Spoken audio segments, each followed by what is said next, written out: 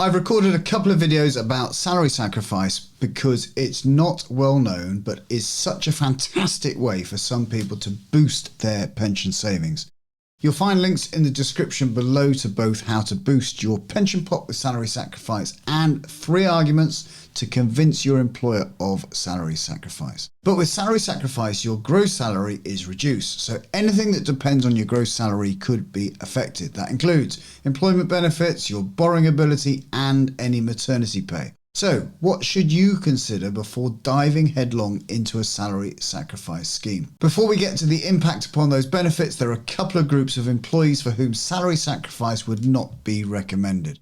The first is those people whose income would fall below the lower earnings limit, which is currently $6,396 in the 22-23 tax year, if they joined a salary sacrifice scheme. This is because your entitlement to various state benefits may be affected if your income falls below the lower earnings limit, including state pensions, statutory sick pay, and maternity pay. The second group is those who earn close to the minimum wage, as your employer cannot let a salary sacrifice take you under the national minimum wage or national living wage.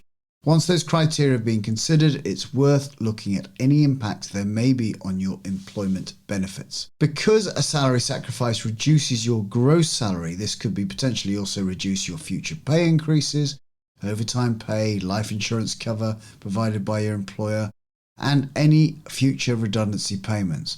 That's because these benefits are usually based upon your gross pay. Many salary sacrifice arrangements address this issue by making sure all benefits are based on the employee's original salary, often referred to as the reference salary, notional salary, or base salary. So, if you're currently earning £40,000 and your salary is reduced to $37,000, your employment benefits can be calculated on the basis that you're still earning £40,000. A second consideration is your borrowing ability. If you wanted to buy a house or take out a loan for another purpose, any reduction in your salary could affect your ability to borrow the money you need. One solution is for your employer to provide the lender with a letter of reference confirming your reference salary. A well-known university that offers a salary sacrifice scheme provides the following support to employees. They say you should quote your current annual salary on mortgage applications and your payslip will substantiate this figure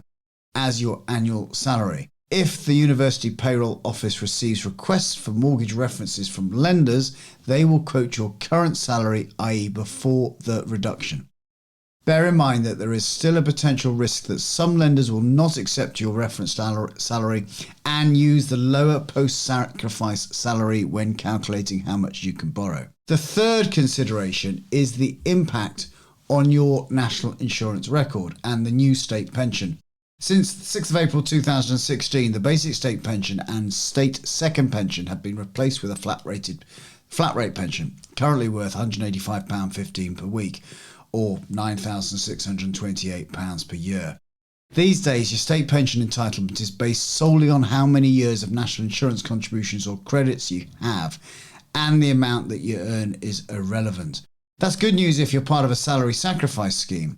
Under the previous system, your entitlement to the state second pension was based on your earnings and could therefore have been negatively affected by salary sacrifice. To qualify for the new state pension, you simply need 35 years of national insurance, contributions or credits. That's 5 years more than before. If you have less than 35 years, you'll get a proportion of the full state pension. For example, if you have 28 years of contributions, you will get 80%. To qualify for any state pension, you will need a minimum level of contributions, usually 10 years worth. If you have less than this, you'll not receive any pension. For those starting their working life after the 5th of April 2016, the new system is much simpler.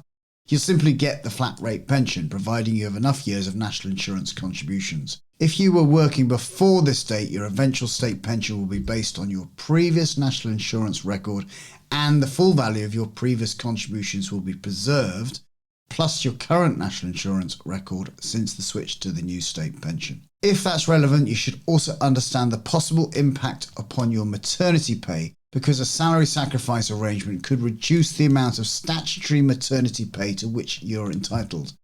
Let me explain why. Statutory maternity pay is based on your contractual earnings, which count for national insurance contributions. So if your earnings have been reduced because you sacrificed some salary, the amount of statutory maternity pay you receive may also be reduced. So why is that? Well, women are entitled to 52 weeks of maternity leave and 39 weeks of statutory maternity pay. For the first 6 weeks, you're entitled to receive 90% of your average gross weekly earnings, with no upper limit.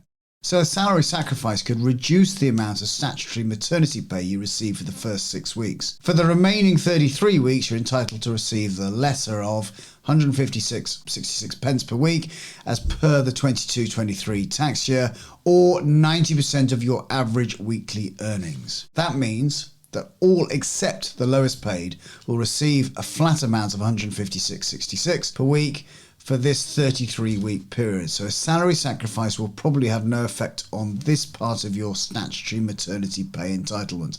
It's just the first 6 weeks. Bear in mind that if a salary sacrifice takes your salary below the lower earnings limit of 6,396 in 22-23 tax year, you will lose your statutory maternity pay entitlement altogether. As mentioned before, it's never a good idea to enrol in a salary sacrifice scheme if this will be the outcome on your income, as you could lose a host of other state benefits too. With salary sacrifice pensions, the idea is that neither the employee nor the employer ends up worse off. However, salary sacrifice pension arrangements could prove costly for employers when their staff are on parental leave. The general rule is that employer pension contributions must continue to be made as normal while an employee is on paid parental leave.